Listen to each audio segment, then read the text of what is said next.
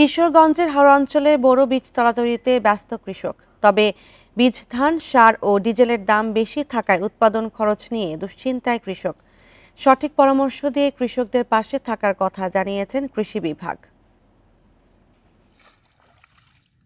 কিশোরগঞ্জের হাওড়া অঞ্চলে বোরো ধানের বীজতলা তৈরিতে ব্যস্ত সময় পার করছেন কৃষকরা।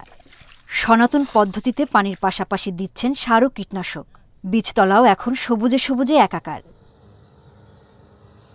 জেলায় ১,৪৭০ বর্গ কিলোমিটার হাওড়া অঞ্চলে প্রস্তুতি নেওয়া হচ্ছে বোরো আবাদের। প্রতি বছর পোকার আক্রমণ ও আগাম বন্যা নিয়ে চিন্তিত থাকেন চাষিরা। এবার বাড়তি চিন্তার কারণ হয়ে দাঁড়িয়েছে বীজ, ধান, সার ও ডিজেলের দাম। 4 মণ ধানে জ্বালা ফেলছি, সার দিতেছি, পানি দিতেছি। যদি আবহাওয়া ভালো থাকে জ্বালা আমরা খেতে নিয়ে মনের আনন্দে লাগাইবো। বীজ ধান কেজি 600 টাকা কেজি, আগে আসেন 300 টাকা কেজি। 300 টাকা কেজি আসেন, এখন আমরা বীজ ধান পাই না। এখন জমি হয়তো বা করতেছি, এখন সরকারের যদি ডিজেল সারের দর যদি কমা যেত তাহলে একটু ভালো হতো।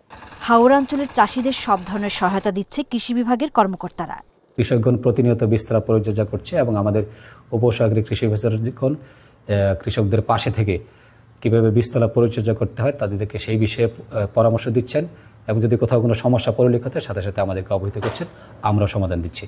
চলতি মৌসুমে জেলায় ১,৬৮,১০০ হেক্টর জমিতে বোরো চাষের লক্ষ্যমাত্রা নির্ধারণ করা হয়েছে। এর মধ্যে শুধু হাওড়েই আবাদ হবে ১,০৪,০০০ হেক্টর জমিতে।